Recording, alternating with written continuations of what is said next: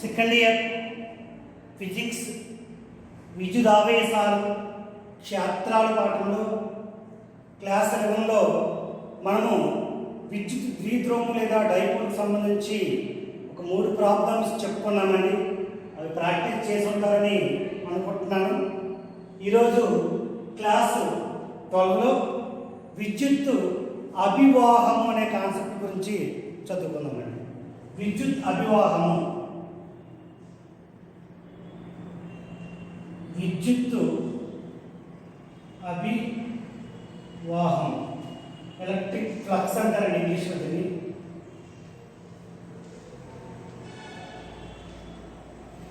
అంటే electric field ఉంటుంది. Electric ఫీల్డ్లో అంటే విద్యుత్ క్షేత్రంలో సమరీత విద్యుత్ క్షేత్రము, అసమరీత విద్యుత్ క్షేత్రం అని 2 క్షేత్రాలండి.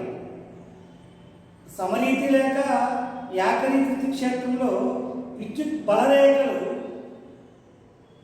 మధ్య దూరం అన్న సమానంగా ఉంటుంది, యూనిఫామిటీగా ఉంటుందన్నమాట. విద్యుత్ బలరేఖలు యూనిఫామిటీగా ఉంటాయి, సమాంతరంగా ఉంటాయి. దాన్ని ఏకరీతి విద్యుత్ క్షేత్రం లేక సమరీతి విద్యుత్ క్షేత్రం అంటాము. ఈ సమరీతి విద్యుత్ క్షేత్రంలో విద్యుత్ బలరేఖలు అనేవి మనం ఊహించుకుంటే వైశాల్యానికి లంబముగా పోయే విద్యుత్ బలరేఖల సంఖ్యనే మనము విద్యుత్ అభివాహం అంటామండి. వైశాల్యానికి లంబంగా పోయే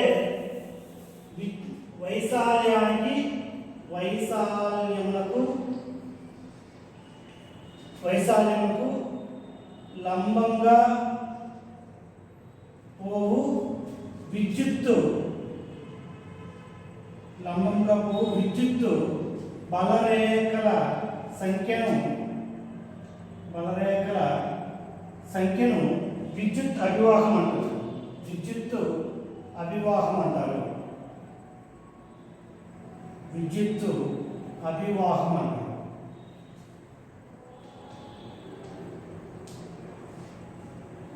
ఇప్పుడు బలరేఖ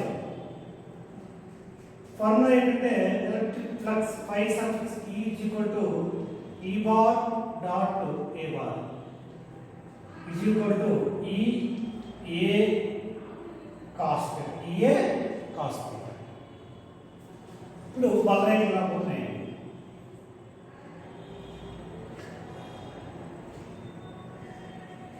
ఇప్పుడు ఇక్కడ వైశాల్యం తీసుకుంటున్నాము. వైశాల్యానికి సమాంతరంగా విద్యుత్ క్షేత్రం ఈ మరియు ఏలు ఎలా ఉన్నాయి? మధ్య కోణము సమాంతరంగా ఉన్నాయంటే కోణము 0. అలా కాకుండా ఇప్పుడు ఇక్కడ క్షేత్రము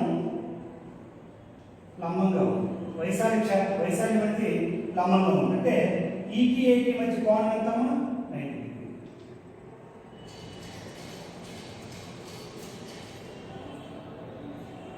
అలా కాకుండా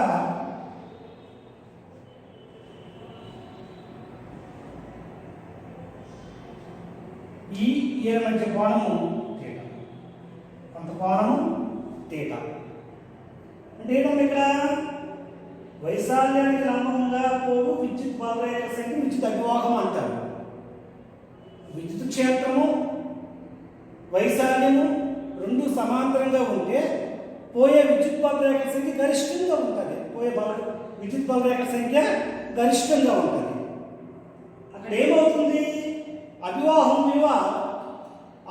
విలువ గరిష్టం. θ ఈజ్ ఈక్వల్ టు 0 డిగ్రీ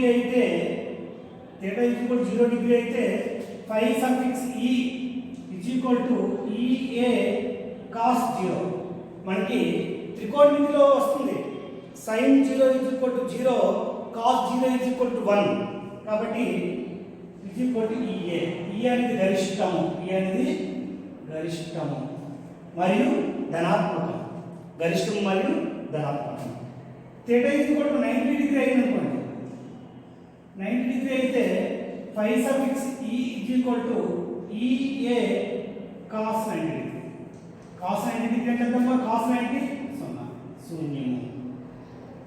ఒకవేళ మనకి విద్యుత్ క్షేత్రము ఈ దశలో ఉండి వైశాల్యాన్ని మనం ఈ రివర్స్ డైరెక్షన్ తీసుకుంటామండి. ఈఏలు ఎలా ఉంటాయంటే మనకి ఇక్కడ వ్యతిరేక దిశలో ఉంటాయి. ఈ బారు ఏ బారు అనేవి వ్యతిరేక దిశలో ఉంటాయి. విద్యుత్ క్షేత్రము వైశాల్యం ఎలా అనేది అక్కడ వ్యతిరేక దిశలో ఉంది. వ్యతిరేక దిశలో ఉన్నట్టు అంటే అర్థం ఏంటి? తీటా విలువ ఎంత? 180 డిగ్రీలు. తీటా 180 డిగ్రీలు. తీటా 180 డిగ్రీలు అయితే phi suffix E equal to EA cos 180. Cos 180 అంటే -1 మైనస్ ఈఏ రుణాత్మకం.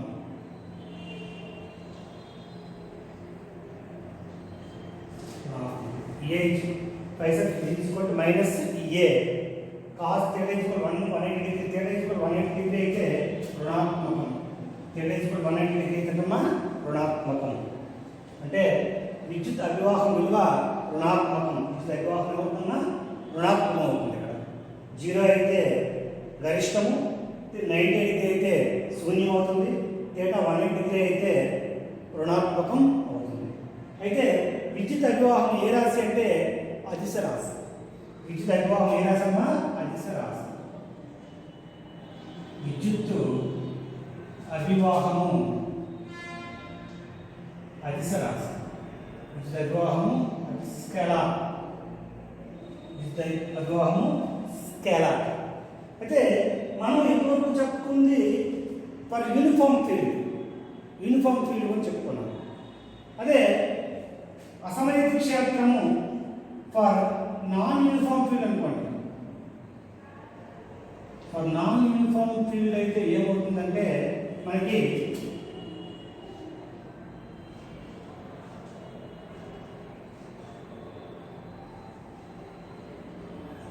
ఒక అసమమిత క్షేత్రంలో వైశాల్య బిందువు తీసుకుంటే ఇక్కడ ఏమవుతుంది? ఈకి ఒక ఎలిమెంట్ డిఎస్కి, ఈకి డిఎస్కి మధ్య కోణం తేడా. డిఎస్ ఎస్ అంటే ఏంటి? డిఎస్ అంటే ఏంటి? ఎస్ అంటే సర్ఫేస్ ఏరియా. ఇదంతా సర్ఫేస్ ఏరియా. ఆ సర్ఫేస్ ఏరియాలో ఒక చిన్న ఎలిమెంట్ డిఎస్. సర్ఫేస్ ఏరియాలో చిన్న ఎలిమెంట్ డిఎస్. ఇలాంటి డిఎస్ అన్నీ కలిసిపోయి ఒక సర్ఫేస్ ఏరియాని ఏర్పాటు చేస్తుంది. సర్ఫేస్ ఏరియాని ఏర్పాటు చేస్తుంది. ఇక్కడ సర్ఫేస్ ఏరియా వాల్యూ డిఎస్ అయితే అప్పుడు మనకి ఆ విద్యుత్ అభివాహం విలువ ఏమవుతుందంటే phi suffix E equal to integral E bar dot DS bar. Integral E bar dot DS bar. So integral S into ఇది ఎస్ అంటే సర్ఫేస్ ఏరియా అనుకోండి, ఈ డిఎస్ కాస్ θ. ఇక్కడ ఈ పైన చెప్పుకున్నంత యూనిఫామ్ ఫీల్డ్ కోసం, ఇక్కడ ఇది దిగువ చెప్పుకున్నంత కూడా నాన్ యూనిఫామ్ ఫీల్డ్ కోసం. నాన్ యూనిఫామ్ ఫీల్డ్ ఏం చేస్తామండి? ఒక ఎలిమెంట్ని తీసుకొని దాన్ని ఇంటిగ్రేట్ చేస్తాం. ఇంటిగ్రేట్ చేస్తే మొత్తం వ్యవస్థ యొక్క మొత్తం వాల్యూ వస్తుంది. అన్నమాట. ఇది విద్యుత్తు అభివాహం కోసం. ఒకసారి నెలకొని చూసుకోండి. వైశాల్యానికి లంబంగా పోయే విద్యుత్ బలరేఖల సంఖ్యనే విద్యుత్ అభివాహం అని అంటాము. Phi suffix equal to EA cos θ. ఇది విద్యుత్ అభివాహం ఏ రాశమ్మా? అదిశ రాశి. విద్యుత్ అభివాహం ఎప్పుడు రుణాత్మకం అవుతుందమ్మా? విద్యుత్ క్షేత్రానికి వైశాల్యం అనేవి ఈ రెండు కూడా ఒకదానికోటి వ్యతిరేక దిశలో ఉన్నప్పుడు విద్యుత్ అభివాహము రుణాత్మకం అవుతుంది. విద్యుత్ అభివాహం ఏమవుతుందమ్మా? రుణాత్మకం అవుతుంది.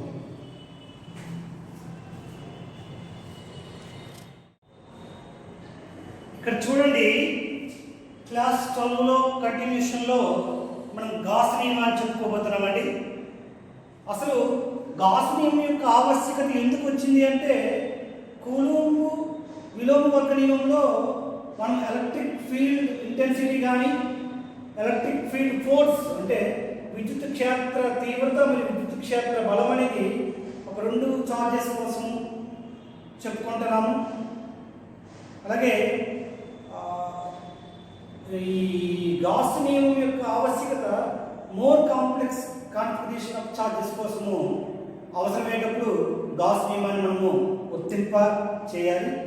అసలు గాస్ నియమం అంటే ఏమిటి అంటే ఇక్కడ ఇప్పుడు ఏదైనా ఒక ఎలక్ట్రిక్ ఫీల్డ్ అనుకోండి, ఏం చెప్తుంది అక్కడ, ఏదైనా సంవృత తలం ద్వారా పోయే మొత్తం విద్యుత్ అభివాహము తలము ఆవరించి ఉన్న నికర ఆవేశానికి 1/ε0 రెట్లు ఉంటుంది అంటున్నాడు.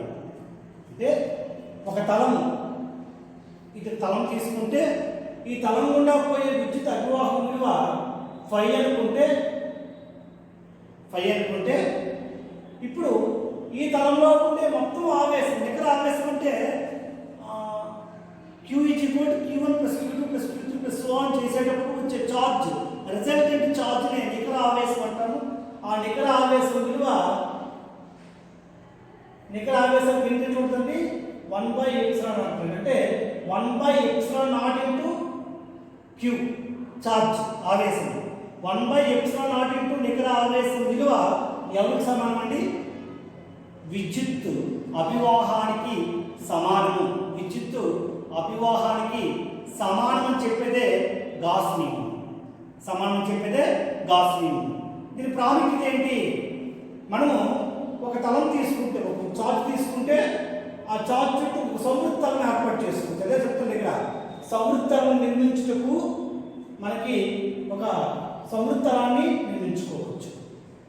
ఇప్పుడు వాహకము ఇలా ఉందనుకోండి, ఈ చార్జ్ పార్టికల్ అనుకోండి, దీని చుట్టూ సంవృత తలాన్ని ఏర్పాటు చేసుకోవచ్చు. అంటే మనము ఎటువంటి పదార్థాలైనా తీసుకునేటప్పుడు పరిమాణం ఎలాగున్నా ఒక సౌష్ఠవతని భావించుకొని మనము లెక్కని చేయొచ్చు. ఇదే మనకి మూడో పట్టండి, సౌష్ఠవతని భావించి గాస్ నియమం అనువర్తన చేసి లెక్కను తేలిగ్గా చేయొచ్చు. మరి ఆ గాస్ నియమం ఏం చెప్తుంది, ఇక్కడ సింపుల్గా విద్యుత్ క్షేత్రానికి ఆవేశానికి మధ్య ఉండే సంబంధం గురించి చెప్తుంది అనమాట. గాస్ నియమం ఏం చెప్తుందమ్మా, విద్యుత్ క్షేత్రానికి ఆవేశానికి మధ్య ఉండే సంబంధం గురించి తెలుపుతుంది.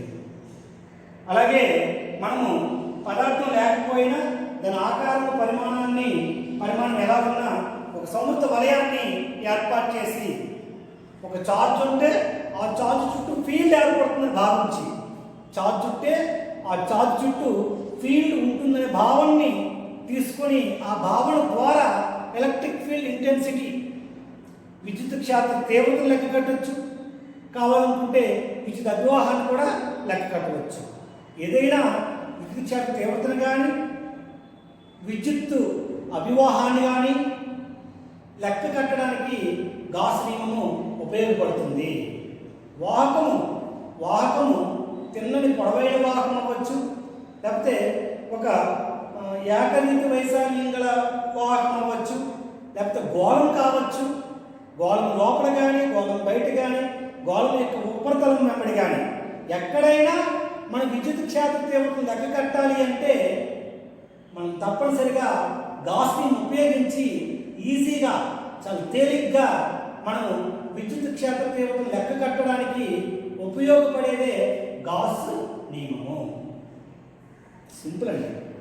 ఏదైనా సంవృత తలం ద్వారా పోయే మొత్తం విద్యుత్ అభివాహం విలువ ఆ నికర ఆవేశానికి 1/ε0 ఉంటుంది. 1/ε0 × Q, 1/ε0 × Q is equal to 5. 1/ε0 × Q is equal to 5. ఇది గాస్ నియమం. ఓకేనమ్మా. ఇప్పుడు నెక్స్ట్ మన కంటిన్యూషన్లో గాస్ నియమం నుంచి కూలంబ్ విలోమ వర్గ నియమాన్ని రాబడతాము. గాస్ నియమం నుంచి కూలంబ్ విలోమ వర్గ నియమాన్ని రాబట్టడానికి ప్రయత్నం చేద్దాం. ఏం తీసుకుని ఇక్కడ Q అనే ఒక ఆవేశాన్ని తీసుకున్నాం. ఏం తీసుకున్నామండి, Q అనే ఆవేశం.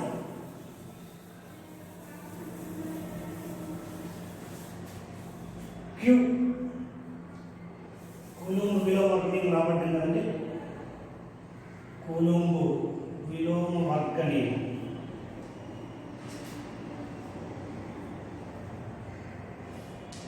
ఇక్కడ ఏం తీసుకుంటామండి?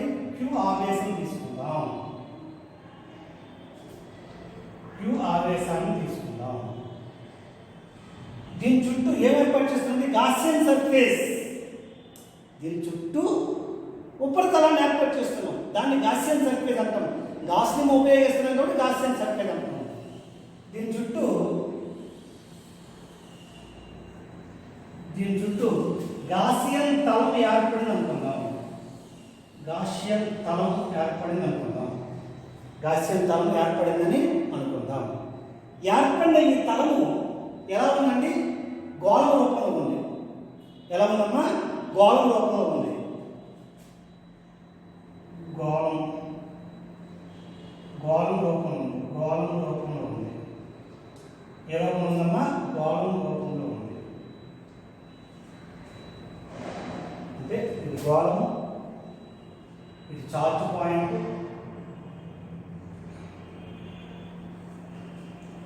సర్ఫేస్ పాయింట్ వద్ద ఉపరితలం వద్ద P అనే బిందువు తీసుకుందాం. ఉపరితలంపై P బిందువు తీసుకుందాం. ఇక్కడ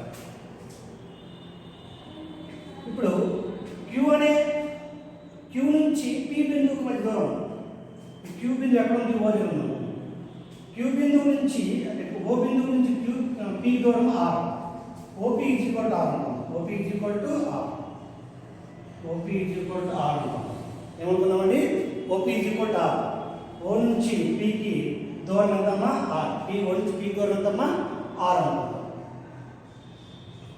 P బిందువు వద్ద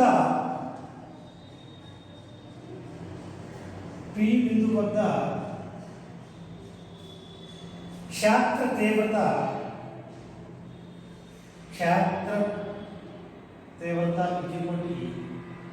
P బిందువు వద్ద క్షేత్ర తీవ్రత E. ఇప్పుడు ఏమంటున్నామని? గాస్ నియమం నుంచి గాస్ నియమం నుంచి ఏం చెప్తున్నామండి? ఇక్కడ గాస్ నియమం ఏం చెప్తుంది? నికర విద్యుత్ అభివాహం విలువ నికర ఆవేశానికి 1/ε0 చెప్పాం. గాస్ నియమం నుంచి φE ఎలక్ట్రిక్ ఫీల్డ్ కాబట్టి φE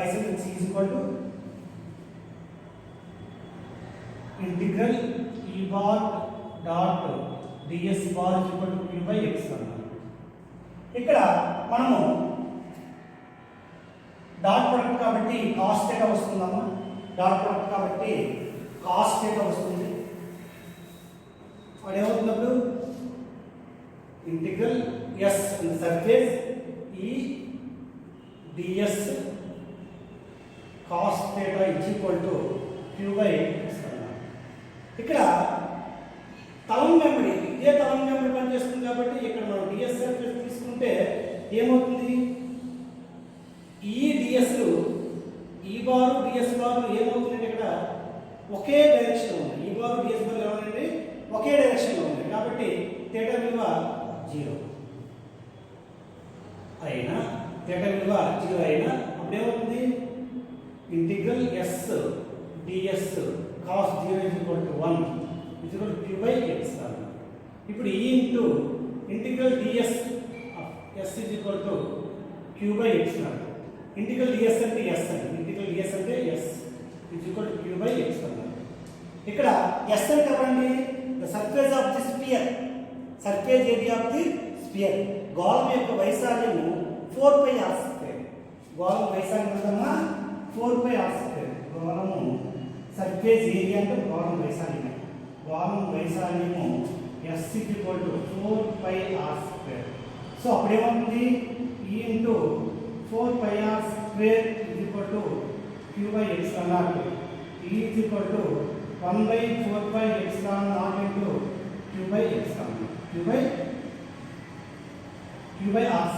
Q/r². ఇది మరి మనం P బిందువు దగ్గరికి పి బిందువు దగ్గరికి ఏకాంక సోదక ధనావేశం తీసుకొచ్చామనుకోండి, ఏం చేస్తామంటే ఇక్కడ మనం పి బిందువు దగ్గరికి ఏకాంక సోదక ధనావేశం తీసుకొస్తే పి దగ్గరికి ఎవరు తెచ్చామండి? Q0 ఆవేశం తెస్తే, Q0 ఆవేశం తీసుకొస్తే అప్పుడు వస్తే ఏమవుతుంది? తీసుకొస్తే ఏమవుతుంది? Qకి Q0కి మధ్య బలం పనిచేస్తుంది. Q మరియు Q0ల మధ్య బలం అంటే ఏమవుతుంది? F E into Q0. F E into Q0. F E value ఎంత? 1/4π into Q by R square into Q0. This is nothing but a Coulomb's law. F is equal to 1/4π into Q into Q0 by R square Newton. ఇది coulomb విలోమ వర్గ నియమం. Gas నియమం నుంచి coulomb విలోమ వర్గ నియమాన్ని రాబట్టడం అనేది నేర్చుకున్నామండి. రేపటి క్లాసులో గాస్ నియమం యొక్క అనువర్తనాల కోసం నేర్చుకుందాము. నోట్స్ రాయండి, డౌట్ ఉంటే మమ్మల్ని కన్సల్ట్ చేయండి. ఏమాత్రం కూడా మీరు నెగ్లిజెన్స్ చేయొద్దు. ఓకేనమ్మా? Stay home, stay safe.